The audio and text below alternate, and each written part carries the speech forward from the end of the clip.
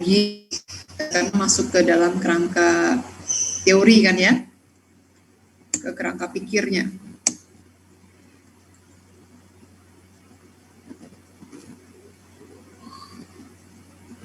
Oke, tujuan dari bab 3 ini, atau kalau misalnya di dalam skripsi atau tugas akhir kita kenal sebagai bab metodologi. Gitu ya, ini menyajikan dan membahas data yang digunakan serta sumber data. Nah, selanjutnya ini juga terkait dengan metode yang kita gunakan di dalam penelitian, baik pengumpulan datanya maupun metode analisis, itu isinya. Nah, untuk bahan, ini nanti tuliskan secara rinci data yang digunakan, ya, serta sumber data tersebut. Kalau misalnya data sekunder, ya sebutkan data sekundernya bersumber dari mana masing-masing variabel. Karena bisa saja variabelnya berbeda kan, sumber datanya. Ya nggak boleh nggak menggunakan sumber data yang berbeda. Satu penelitian sumber datanya beda-beda, ada yang dari BPS, ada yang dari BI, ada yang dari Kementerian Keuangan, bisa nggak kira-kira? Sumber data yang berbeda-beda. Tidak bisa, Bu. Gimana? Tidak bisa. Tidak bisa, ya. Jadi ada dua catatan di sini. Kalau misalnya kita menggunakan data yang kumulatif sifatnya, ya kumulatif itu artinya udah menjadi data tahunan atau data bulanan, atau menjadi data yang sifatnya kewilayahan, dikumulatifkan dalam satu waktu atau dikumulatifkan dalam satu wilayah, itu bisa kita gabungkan dengan sumber data lainnya. Ya, karena belum tentu penelitian yang kita buat, ya, sumber data itu bisa diberikan oleh satu instansi saja. Ya, contohnya seperti apa? Ya, data-data misalnya yang perdagangan internasional, mungkin data yang ada di UN Comtrade itu seriesnya bisa lebih banyak, bisa kita akses lebih mudah gitu dibandingkan misalnya data dari BPS misalnya. Ya, tapi kita juga membutuhkan variabel-variabel lain yang tidak ada di website tersebut. Kita kombinasikan dengan sumber data dari World Bank misalnya atau IMF, itu boleh selama itu adalah data kumulatif. Tapi kalau data survei, ya misalnya Susenas, jangan kalian gabung-gabungin sama data Sakernas. Ya, kalau unit analisisnya adalah individu atau rumah tangga. Kenapa? Karena sampelnya aja udah beda gitu kan. Gimana caranya matchingin pertanyaan dari rumah tangga yang berbeda? Apakah rumah tangganya misalnya rumah tangganya si Asyari sama rumah tangganya Maudini dilebur jadi satu gitu kan? Kan nggak mungkin kan? Ya nggak? Nah, itu yang tidak dibolehkan. Gitu ya. Jadi itu catatannya untuk data sekunder. Kalau data primer nanti sebutkan data primernya ini harus lebih lengkap lagi nih. Nah, biasanya kalau data primer nanti akan ditanyakan oleh penguji bagaimana proses-proses pengumpulan datanya nanti. Ya, nah ini nanti masuk ke dalam sini. Metode yang digunakan itu untuk pengumpulan data, untuk pengolahan data gitu ya. Nah, terutama untuk nanti di dalam analisis metode yang kalian pakai itu juga dijelaskan. Ya. Nah, langkah penulisan bahan dan metode yang pertama, sebutkan penelitian kalian menggunakan data primer atau data sekunder atau dua-duanya. Ya, kalau dua-duanya ini memang jarang dilakukan oleh mahasiswa STS. Biasanya kalau dua-duanya itu dia membutuhkan opening dulu di awal atau sebagai komparasi saja. Ya, intinya dia menggunakan data primer tapi dia menggunakan tambahan data sekunder sebagai pembandingnya. Oke, kalau kalian data primer dijelaskan secara proses pengumpulan datanya. Teknik samplingnya ada yang gunakan dua tahap. Tahap pertama kalian milih apa aja apa, gitu ya. Kemudian sampel minimumnya gimana cara nyarinya itu harus lengkap tuh. Ya, nggak bisa tiba-tiba ujuk-ujuk udah ada sampel aja sekian banyak, gitu ya. Nah, kemudian apakah nanti pengamatannya untuk keseluruhan populasinya atau sebagian saja? Nah, kalau secara keseluruhan, ya, sebutkan populasi yang digunakan dan banyaknya unit analisis yang ada di populasi tersebut.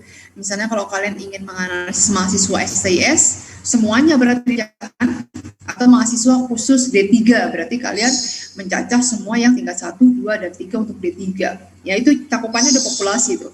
Ya, karena kalian ngambil semuanya. Nah, kalau misalnya dia sampel, ya, sebutkan sampel yang digunakan itu ukurannya berapa. Ya, kan ada minimum sample size kan, ukuran minimum jumlah sampel gitu. Ya, itu nanti akan dicek tuh bagaimana kalian mendapatkan angka tersebut, ya, apakah sudah sesuai gitu ya, kenapa nggak dilebihin gitu ya. Kan sebetulnya kalau minimum sample size kan nggak harus segitu, langsung dijalankan segitu gitu kan. Kalau kita mau tambahkan kan juga nggak masalah sebetulnya kan. Ya nggak, sampel kan makin banyak sebenarnya makin bagus kan. Semakin bisa menggambarkan kondisi sebenarnya.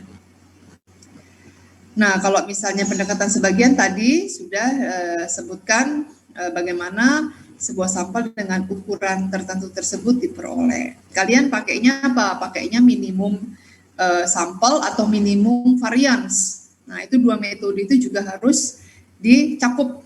Gitu. Oke, kemudian nanti datanya, kalau pakai data primer, disebutkan juga kalian bagaimana memperoleh datanya. Apakah penjajahan langsung ke lapangan, apakah dengan email, ataukah dengan surat menyurat, gitu ya, dan seterusnya. Ataukah pakai Google Form, gitu ya. Sekarang sudah banyak survei-survei dilakukan dengan menggunakan Google Form. Nah, kemudian tuliskan bagaimana data diolah. Nah, ini biasanya menyebutkan software. Ini saya kasih gambaran saja. Waktu saya D4 misalnya tidak terlalu dipermasalahkan kalau saya menyebutkan software ya ke dalam buku skripsi atau tugas akhir. Kalau software itu adalah software bajakan. Rata-rata pada pakai software bajakan ini kan. Ini pada pakai SPSS kan? SPSS bajakan itu pasti itu. Ya, karena kita lisensinya udah habis itu, software SPSS itu. Ya, jadi kalau bajakan ya kita masih bisa diperbolehkan lah menyebutkan namanya ya. Kalau R itu udah otomatis boleh karena dia kan free gitu ya. Jadi kalau software yang free dimasukkan nggak masalah. Tapi ketika saya S2 ya, jadi kebijakan kampusnya tidak memperbolehkan kalau kita menggunakan software yang tidak ada lisensinya kemudian kita sebutkan di dalam buku tesisnya. Ya, jadi itu perbedaannya. Tapi kalau di SCS sepertinya nggak terlalu dimasalahkan gitu ya. Kalian mau pakai misalnya if use, kan kalian juga pasti punyanya bajakan gitu kan. Ya dimasukin juga nggak ada masalah lah. Gitu ya. Nah kemudian jelaskan secara singkat teknik analisis yang digunakan. Ya, ini terkait dengan bab 2. Kalau di bab 2 kemarin, notasi-notasinya masih notasi umum gitu kan. Ya, misalnya banyaknya sampel itu dari 1 sampai N kecil. Kalau sekarang, kalau kalian pakainya provinsi, berarti banyaknya sampel itu I-nya dari 1 sampai 34. Sudah langsung disebutkan angkanya. Ya, kalau di bab 3. Kalau misalnya di bab 2 tertulisnya, nanti F hitungnya dibandingkan dengan S tabel. Dengan alfa, ya, derajat bebas 1, derajat bebas 2 gitu kan, tulisnya kan? Ya enggak, F tabelnya. Nah, kalau yang di dalam bab 3 itu sudah langsung spesifik ke kasus kalian. Misalnya kalian pakai alfanya 0,05 ya, berarti tuliskan F 0,05, derajat bebasnya langsung tuliskan angkanya 3,5 misalnya. Gitu ya. Itu bedanya bab 2 dan bab 3 untuk penulisan metode analisis.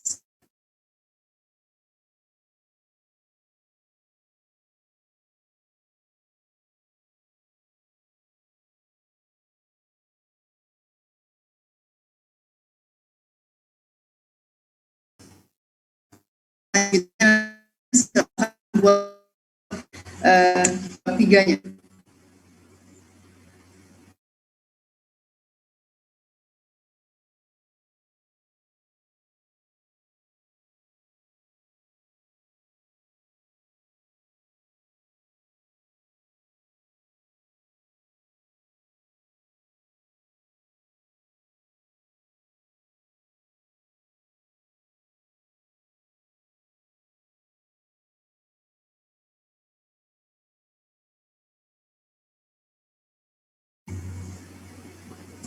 Wah, putus koneksi saya nih. Sampai Mana tadi ya, sampai buku pedoman tadi ya?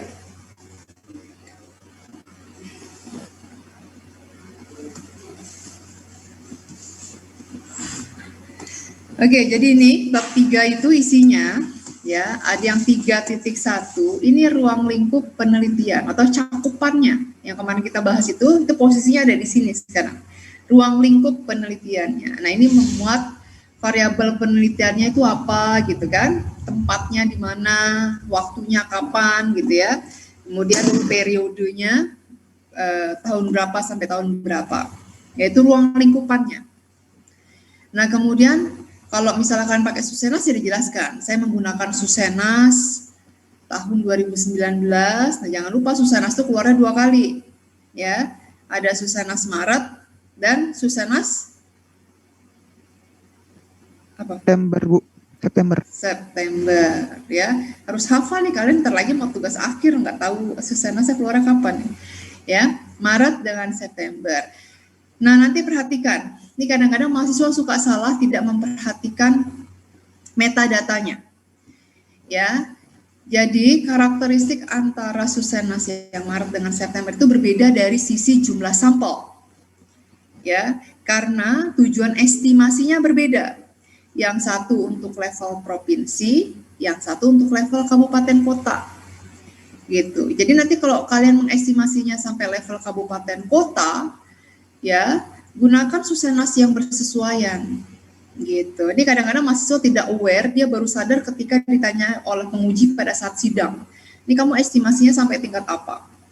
Kemudian Susenas yang dipakai Susenas apa? Itu kan kalau salah fatal itu kan, salah data berarti kan? Ya enggak? Makanya itu hati-hati nanti. Nanti disebutkan di sini.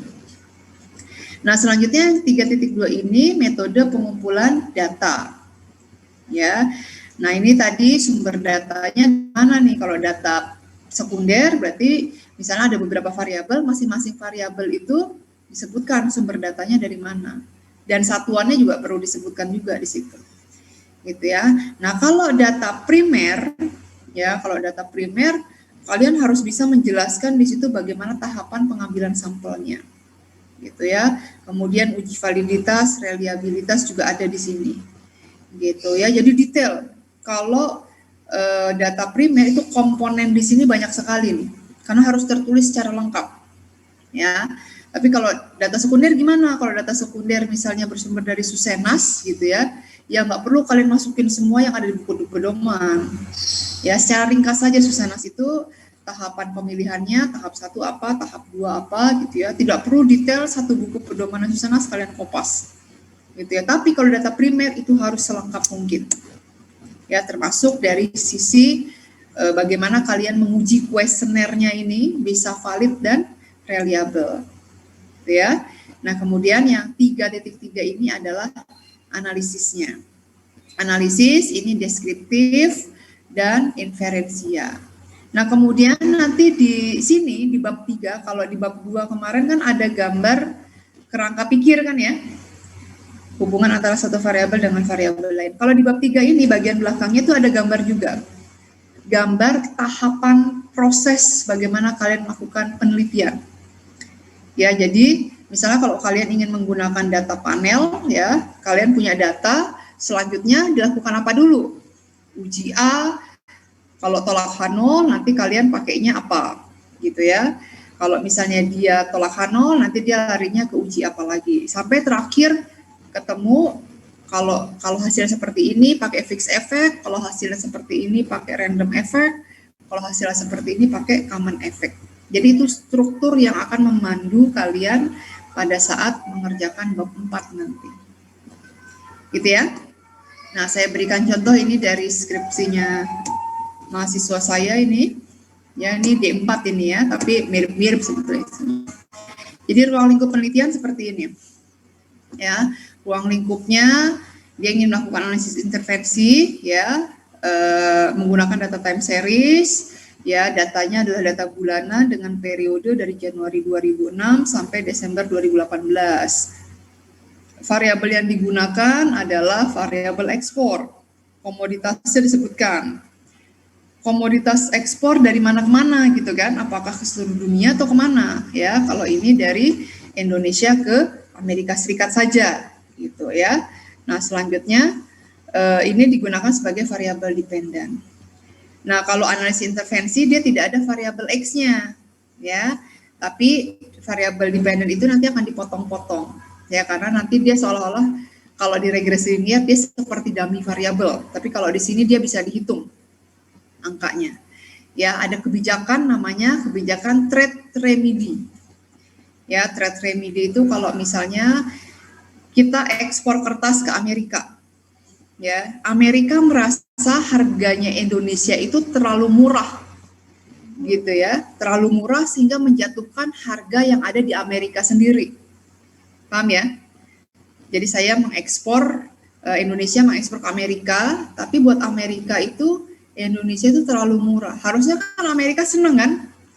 Karena dia bisa beli dengan harga murah kan? Tapi di satu sisi, pemerintah Amerika harus memikirkan ketika nanti barang-barang impor lebih murah daripada barang-barang lokal, maka nanti akan masuk impor dengan sangat deras dan mematikan produksi dalam negeri. Gitu ya. Jadi itu menurut Amerika itu adalah sebuah tindakan pelanggaran ekonomi. Makanya dijatuhkan sanksi oleh Amerika.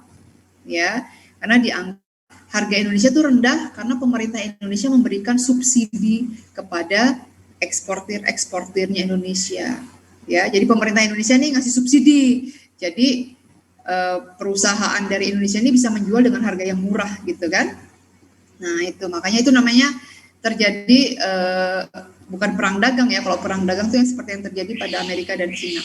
Ya, jadi ini tuduhan gitu. Di Indonesia dituduh melakukan kecurangan dalam ekonomi gitu. Ya, nah sehingga nanti diberikan sanksi, misalnya diberikan bea impor atau tarif untuk masuk ke Amerika tuh tinggi harganya. Gitu ya, sehingga perusahaan eksportirnya Indonesia itu harus bayar mahal ke Amerika.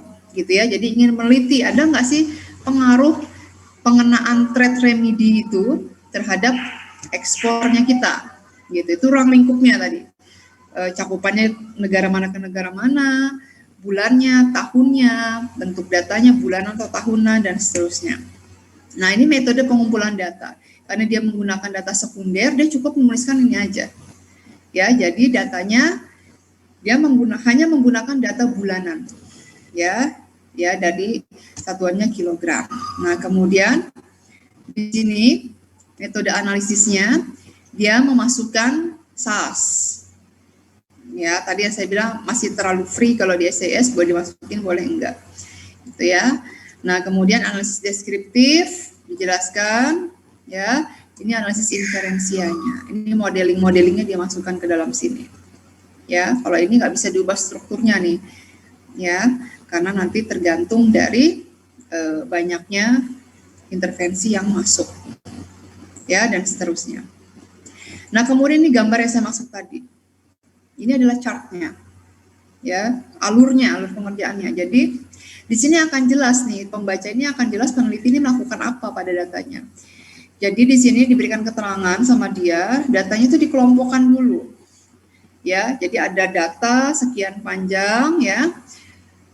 Kapan kebijakan trade remedy itu diberlakukan? Misalnya kita potong di satu titik, jadi ada data sebelum adanya kebijakan dan ada data setelah terjadinya kebijakan. Jadi udah di-split datanya. Nah, setelah di-split, selanjutnya dia membentuk model ARIMA sebelum kebijakan itu diberlakukan. Modelnya dapat, ya, kemudian dilakukan peramalan. Ya, dari peramalan ini kemudian dihitung nilai residualnya. Ya, kemudian dibentuk plot residual. Nah, ini ada tanda panahnya nih. Ya, ada tanda panahnya ke bawah. Artinya jalan terus nih. Nah, ketika sampai sini kita menentukan ordo, ya, sampai bawah sini. Setelah menentukan ordo berarti muncul persamaan di sini. Nah, diestimasi parameter dan uji signifikansi. Kalau dia signifikan, berarti dia lanjut ke bawah kan? Kalau dia nggak signifikan, nanti dicari lagi ordo yang lain. Karena ini model ini melibatkan proses trial and error, tapi tetap melihat kebaikan model, gitu ya.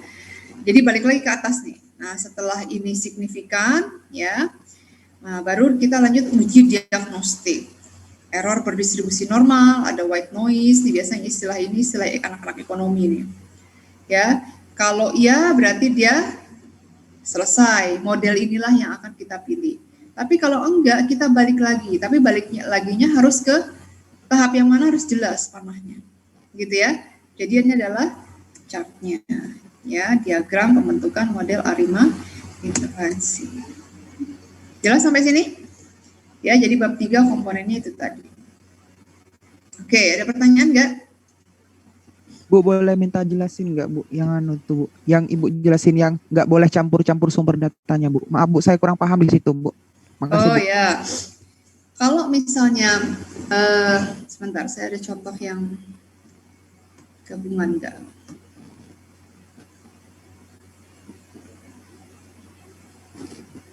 Oh, ada di Drive nih, harus saya download dulu nanti. Jadi gini, saya ingin menganalisis ya tentang perdagangan internasional, misalnya tentang ekspor atau impor, ya. Itu sebagai variabel Y. Apa sih yang mempengaruhi ekspor sebuah negara ke negara lain? Ya, saya mengambil teori, ada yang namanya gravity model gravitasi. Nah, itu dari model gravitasi yang dikembangkan oleh siapa? Model gravitasi? Fisika. Isaac Newton. Newton, Bu. Newton, ya. Jadi dari itu, ya. Jadi dari persamaan itu dibawa ke persamaan ekonomi. Ya. Nah, kemudian kan ada massa itu kan? Ya, massanya itu yang dianggap di dalam ekonomi itu adalah PDB-nya. Ya, jadi ada PDB misalnya saya mau dari Indonesia ke Amerika tadi. Jadi saya butuh data PDB Indonesia dan saya butuh data PDB Amerika. Kemudian saya butuh jarak dari Indonesia ke Amerika. Gitu kan? Ada 3 variabel X tadi. Ya, PDB, jarak. Kemudian saya butuh data kurs. Gitu ya, karena perdagangan ekonomi melibatkan kurs. Gitu ya. Paksakan harus sama sumber datanya, kira-kira dapat nggak? Kira-kira dapat nggak? Karena belum tentu di website BPS tersedia PDB-nya Amerika. Ya kan? Di websitenya BPS belum tentu tersedia jarak dari Indonesia ke Amerika. Gitu ya. Dan di BPS ya, meskipun ada data kurs, ini boleh. Ya, kita pakai data kurs dari BPS atau kita pakai data kurs dari BI ya, atau karena dia pasti mirip-mirip lah, itu beda-beda tipis saja itu ya. Nah, tapi kalau sumber data yang lain ini kita bisa dapatkan dari sumber lain nih ya, biasanya kita ambil dari World Bank atau IMF ya. Untuk jarak ada websitenya tersendiri nanti ya, untuk jarak antara satu negara dengan negara lain. Jadi kita boleh kombinasikan tuh. Karena datanya kumulatif, datanya adalah data series, data tahunan, gitu ya. Ya, jadi kan kita ngomongin tahunan ya, atau saya ngomongin dari Indonesia ke negara-negara di Eropa. Nah, berarti kan unit analisis itu kan negara-negara kan? Ya enggak, Indonesia ke Jerman, Indonesia ke Prancis, gitu kan? Itu wilayah-wilayah tuh berarti. Nah, sekarang kalau saya ingin meneliti, misalnya faktor-faktor yang mempengaruhi ya pemberian ASI terhadap batita ya, baduta terhadap bawah 2 tahun, pemberian ASI terhadap baduta ya, itu kan biasanya kita menggunakan data Susenas tuh ya. Yang menjadi unit analisis sekarang bukan lagi tahun, bukan lagi negara, tapi ibu-ibu yang punya baduta kan, bawah 2 tahun kan. Nah, berarti ini sudah objek nih ya, sudah orang gitu kan. Kita ambil data Susenas ya. Saya merasa ini datanya kok kurang ya. Ya, saya misalnya ambil data dari survei lain yang ada pertanyaan tersebut. Kemudian kalian gabung-gabungin jadi satu tuh. Misalnya tadi data Susenas digabungin sama data Sakernas atau data SDKI gitu. Itu nggak boleh. Gitu ya. Jadi kalau data survei ya udah pakai data survei yang ada di situ aja. Ya, urusan datanya jadi aneh, modelnya apa segala macam, ya udah itu resiko data yang tersedia dari survei. Ya, nanti kita treatment tersendiri. Ini kayaknya datanya kurang banyak, makanya saya mau nambahin sampel yang nggak bisa gitu kan. Udah kekunci kalau pakai data survei seperti itu. Ya, nggak bisa kita tambahin observasi dari survei yang lain. Atau kita gabungkan dari Susenas yang tahun sebelumnya gitu ya, dikumulatifin gitu kan, itu nggak boleh. Gitu ya, jadi ada rambu-rambu dalam mencari sumber data. Ya, gitu ya, jelas ya? Oke, Ya, ada lagi yang lain? Bu.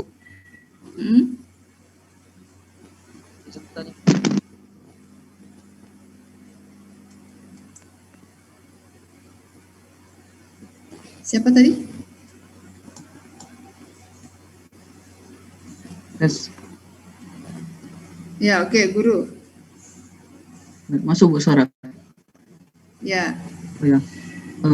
Izin bertanya tentang ruang lingkup tadi itu Bu. Itu ruang lingkup itu berdasarkan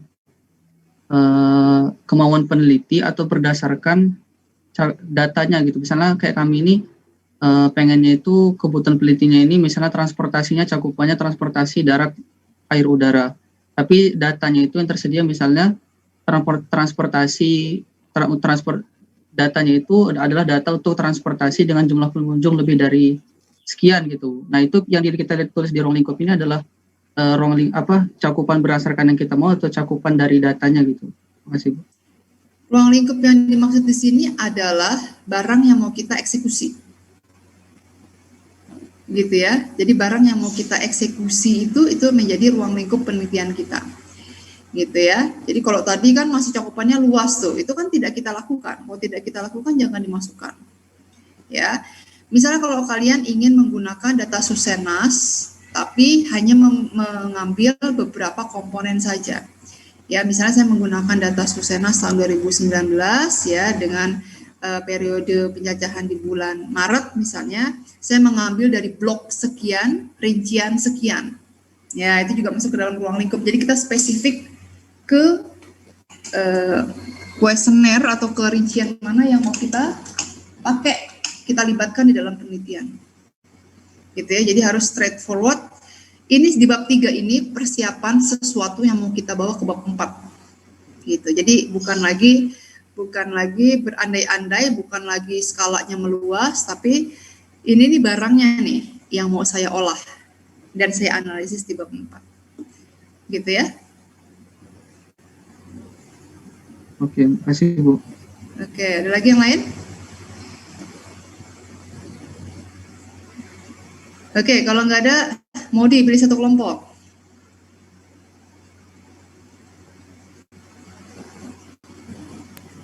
Bebas kamu.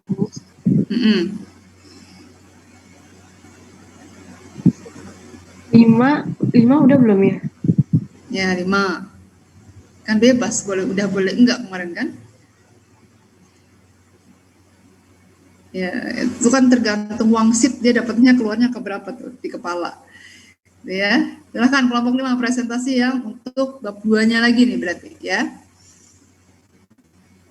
Di share screen Bu. Ya.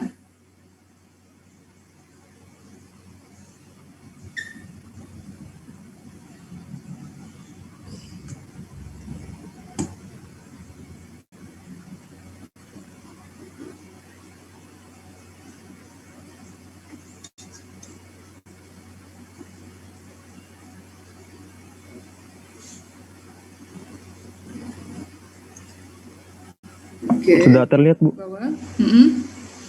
Ini tentang COVID ya. Nanti spasinya disesuaikan ya. Spasinya disesuaikan. 2 spasi kalau nggak salah. Oke, coba dijelaskan. Ini tentang COVID-nya, COVID-19, terus ke bawah. Nah, ini mana itunya, literaturnya nih. Coba atas, bagian atas itu seharusnya ada literatur. Atas, bagian atas tadi, baris pertama, kalimat pertama. Nah, kalimat pertama dan kalimat kedua ini kan harusnya ada referensi di sini kan? Ya enggak? Ini harusnya ada referensi setidaknya dari ilmu kedokteran. Gitu ya, karena ini konsep definisi nih. Oke ya, nanti ditambahkan. Terus ke bawah. Oke. Terus ya peraturan Kementerian kesehatan itu ada citasi. Oh, stop. Nanti membuat citasinya jangan seperti ini. Ya, untuk membuat citasi ketika di tengah seperti ini, saya bisa annotate, nggak bisa annotate ya. Untuk mengurangi penyebaran virus COVID-19, pemerintah melalui keputusan Presiden tentang gugus tunas percepatan bla bla bla bla bla dan peraturan Menteri Kesehatan bla bla bla bla gitu ya. Nah, ini kalau kalian hanya menuliskan singkatannya saja, tidak usah diberikan tahun. Kalau kalian nulisnya Kepres, 2020, ini citasi namanya. Ya, kalau citasi, kalau posisinya di tengah, ini nggak begini bentuknya. Ya, ini untuk citasi bentuk kalau kalian naruhnya sebelum titik Kepres, 2020. Itu sebelum titik nih. Posisinya ada di 31 Maret 2020, ada di sini dia. Tapi kalau ada di tengah-tengah, tulisnya Kepres dalam kurung 2020. Gitu ya. Bisa dipahami ini? Iya, Bu. Baik, Bu. Ya, oke. Terus bawah. Oke, wisatawan mancanegara. Ya, ini kan citasinya seperti ini nih, sudah betul di Ismayanti, 2020. Oke, terus ke bawah. Nah, ini juga sama. Coba satu-satu. Yang BPS tadi. Nah, sama juga nih, BPS, 2018. Nah, ini nggak gini nih tulisannya. Harusnya taruhnya di belakang. Ya. Jadi kalau kalian nulisnya seperti ini format citasi nih, BPS 2018. Ya, saya nggak ngerti apa yang dimaksud di sini apa nih sebetulnya. Apa hanya singkatan aja atau citasi? Kalau citasi, bentuk yang seperti itu berarti salah tempat. Ya. Oke, terus ke bawah. Nah, ini satu paragraf hanya satu kalimat atas tadi sebelum 2.3. Nah, ini kan. Nah, ini bisa digabungin dengan yang di atas dengan sebelumnya, ya. Berarti kan rambu-rambu kemarin ketika nulis. Oke, tingkat hunian kamar, tingkat penghunian kamar. Oke, terus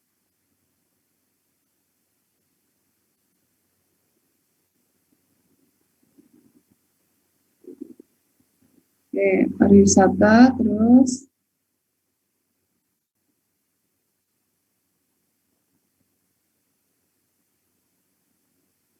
ya, nanti kalau mau bikin titik 2 itu nempel dengan kata sebelumnya.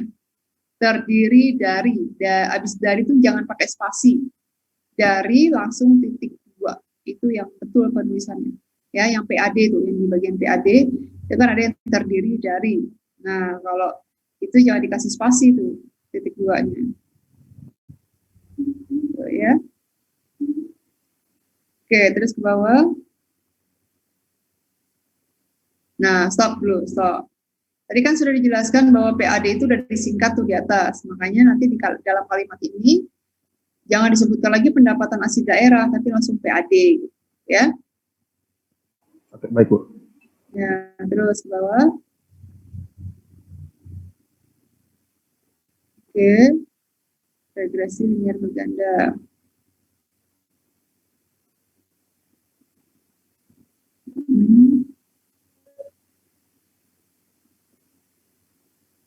Oke, ini notasinya masih notasi umum ya.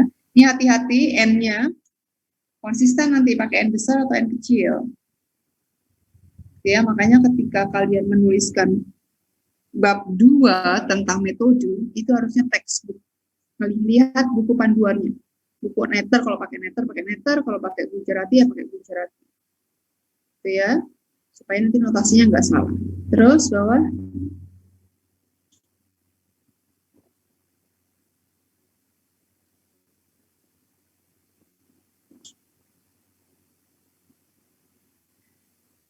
Ya, terus uji kelayakan model. Ya, terus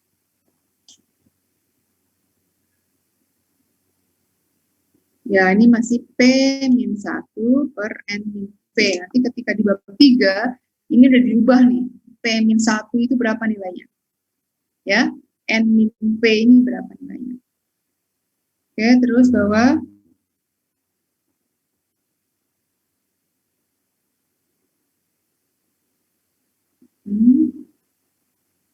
Ya, ini salah nulisnya nih, UJT-nya nih. Ya, simbolnya salah tuh. T hitungnya. Ya, nanti dicek coba di buku regresinya nulisnya B, K begitu atau huruf kecil. Ya, kita tidak mengenal simbol B, taunya parameter beta. Itu ya, ditulisnya nanti B kecil K. Oke, ke bawah. Oke, koefisien determinasi. Kemudian bawah lagi.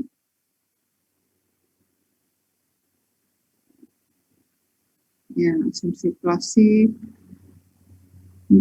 Terus normalitas. Ya, jadi nanti sini. Kalau nanti kalian menuliskannya dengan Kolmogorov-Smirnov, berarti nanti di bab 3 harus pakai Kolmogorov-Smirnov rumusnya. Dan di bab 4 itu harus menggunakan hasilnya Kolmogorov-Smirnov. Jangan di atas Kolmogorov-Smirnov, bab 3 juga Kolmogorov-Smirnov, sampai di bab 4 pakainya Jarque-Webera. Ya, nggak nyambung gitu kan? Ya, sama juga tadi heteroskedasisitas. Di atas pakainya uji Gretzer. Ya, di bab 3 juga uji Gretzer. Di bab 4-nya pakai Bruce-Pagan. Ya, nggak nyambung nanti. Jadi harus dikonsistenkan. Oke, ke bawah terus. Ya, multikon. Nah, ini kemudian penelitian terkait. Ya, ini saya bilang kemarin, judulnya nggak usah dimasukin. Ya, judulnya nggak usah dimasukin. Ya, salah satunya adalah penelitian dilakukan oleh Suhardi, bla bla bla, dan kawan-kawan 2020 bahwa langsung kalian tuliskan. Penelitian dilakukan oleh ini dengan menggunakan analisis komposit bla bla bla bla bla bla. Ya. Nah, kemudian hasil penelitiannya menunjukkan bahwa bla bla. Jadi judulnya nggak usah ditulisin lagi. Gitu ya, judul penelitiannya. Oke, terus ke bawah. Nah, ini juga sama. Gitu ya, nanti disesuaikan ke bawah, terus kerangka pikirnya. Ya, kerangka pikirnya. Nah, nah, gambarnya. Kita udah lihat arahnya. Judul gambarnya jangan sampai lupa ditaruh. Ini gambar berapa, judul gambarnya apa? Di luar kotak. Misalnya gambar 3. Ini adalah kerangka pikir, gitu ya. Dikasih judul gambar nih, karena kan mau dimasukin ke dalam daftar isi kan, ya nggak, daftar gambar nanti.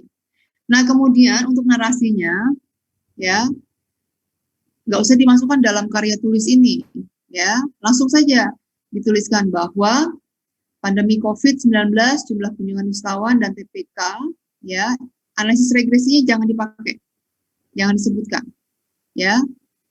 Ini berpengaruh terhadap tadi pendapatan. Bagaimana cara dia berpengaruh? Kalian jelaskan di sini panjang lebar.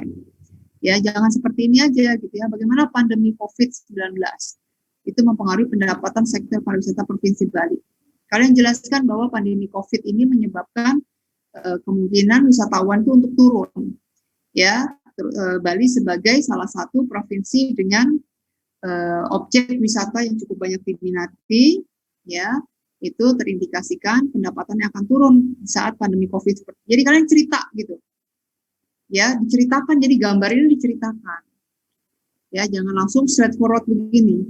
Ya ini kan cuma dikit, ini bisa panjang nanti narasinya. Nah kemudian jumlah kunjungan wisatawan itu juga gimana cara mempengaruhinya, ya tingkat hunian kamar hotel juga. Ya, kemudian 2.9 hipotesisnya. Ya, hipotesisnya tulisannya satu-satu. Kalau kalian seperti ini, ya, ini nggak kebaca nanti UJT-nya. Jadi hipotesis penelitian itu tadi jumlah kunjungan wisatawan berpengaruh terhadap pendapatan sektor pariwisata Provinsi Bali. Kalau udah tahu secara teori hubungannya positif atau negatif, masukkan berhubungan positif atau berhubungan negatif terhadap pendapatan. Jumlah kunjungan wisatawan berpengaruh positif terhadap pendapatan sektor pariwisata. Kemudian yang ketiga, tingkat hunian kamar hotel misalnya berpengaruh positif terhadap pendapatan sektor pariwisata. Jadi dibikin seperti itu. Ya, bikin 1, 2, 3 karena masing-masing punya hipotesisnya sendiri-sendiri. Jelas ya? Jelas, Bu. Oke, ada pertanyaan dari kelompok ini?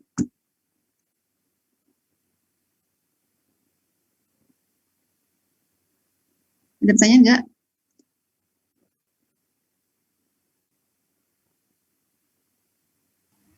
Ibu, saya pengen, tapi terkait tentang metode penelitiannya.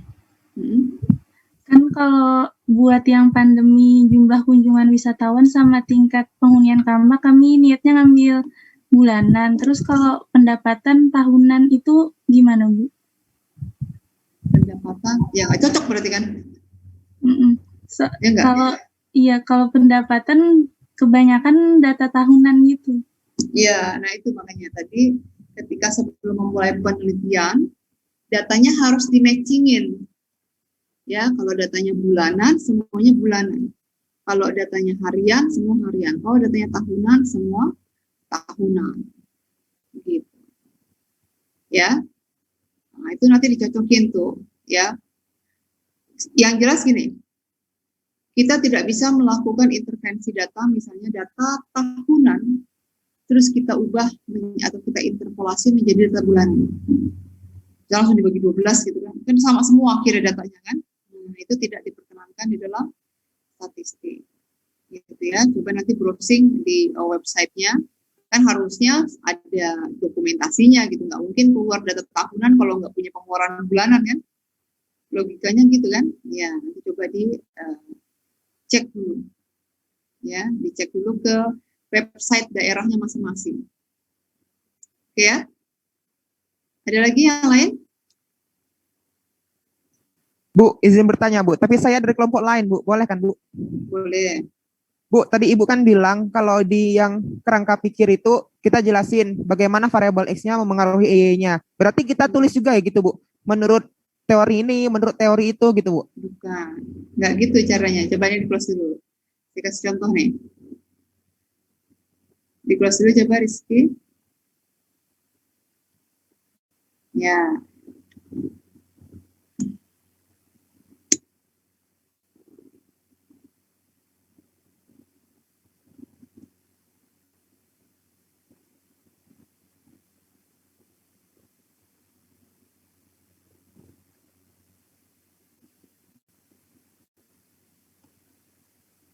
Oke, jadi ini adalah salah satu contoh kerangka pikir. Ya, kita kalau lihat gambarnya, ya ini masih kasus yang tadi. Kalau kita lihat gambarnya cuma gini doang. Kebijakan trade remedy mempengaruhi volume ekspor. Makanya hipotesisnya cuma satu. Gini kan, cuma gini doang nih. Ya, tapi narasinya bisa panjang. Gitu ya, penggunaan kebijakan trade remedy terutama negara-negara besar terus meningkat ya. Ini seperti kita merumuskan yang atas sampai bawah tadi, sehingga kita mengerucutkan ada di kerangka ini. Jadi kita jangan sebutin lagi teori-teori tadi. Gitu ya. Jadi teori sudah dikaitkan dengan fenomena masuk ke dalam kerangka pikir. Gitu ya. Nah, ini kan dia sudah mengcombine nih. Ya, penggunaan kebijakan trade remedy oleh berbagai negara dunia, terutama negara-negara besar terus meningkat. Karena tadi dia sudah punya data di latar belakang.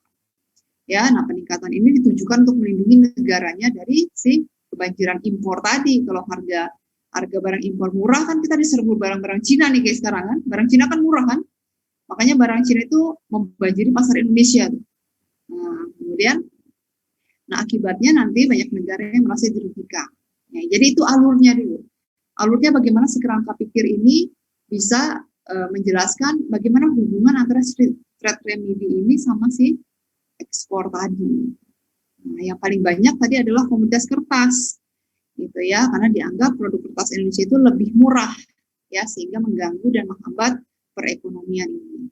Nah, ketika karena Amerika ini merupakan negara tujuan ekspor utamanya si kertas ini, ketika diberikan kebijakan, pasti nanti kan kertas yang masuk terhambat jadinya kan, ekspornya kita terhambat ke sana nih. Nah, ini bisa dua kemungkinan, ekspor kita bisa turun nih, karena masuknya sekarang susah, biayanya mahal, dikasih pengenaan biaya impor yang mahal, gitu. Nah, itu jadi alurnya sudah kelihatan di sini, gitu ya. Padahal ini cuma satu arah aja begini. Jelas ya? Oke Bu, makasih Bu. Ya, jadi intinya kita bikin cerita, ya, menceritakan bagaimana hubungan antara variabel tadi. Oke? Ya, yang lain bisa dipahami ya. Oke, nanti untuk bab 3-nya nanti silahkan disusun. Ini nggak ada yang gabut ya. Kalau ada yang gabut silahkan report ke saya. Minggu depan kita off dulu untuk blognya. Jadi minggu depan dengan penugasan bab 3. Ya, makanya nanti kalau ada yang tidak berkontribusi di bab 3, kalau kalian ngerjain pakai apa sih? Google Doc ya. Ya, kalau tidak ada yang tidak berkontribusi, di lock Google Doc-nya. Jangan dikasih akses. Jadi nanti dia bingung mau upload tugas apa nanti minggu depan. Ya. Ya, ini saya sudah memberlakukan sama salah satu mahasiswanya karena macam-macam. Gitu ya. Jadi jangan ngadalin dosen juga tahu gitu culas-culasnya. Oke ya. Jadi nanti jangan dikasih akses. Kalau marah-marah ya suruh ke saya aja ya, marah-marahnya ke saya aja nanti karena saya yang nyuruh gitu ya. Oke, bisa dipahami ya? Yang lain? Ya, oke. Ini saya sambil cek-cek juga, nanti blognya silahkan di-upload ya. Saya sambil baca-baca juga, ada yang tetap masih ada yang out of topic ternyata. Ya, jangan dikira saya nggak baca, saya baca ini. Ya, ada yang juga sudah mulai menurunkan kualitas, ya, narasinya menjadi sangat sedikit. Gitu ya. Ya, mudah-mudahan tetap harus konsisten, kan belajar teknik penulisan, ya, harus konsisten. Oke, saya akhiri kalau tidak ada lagi pertanyaan, sampai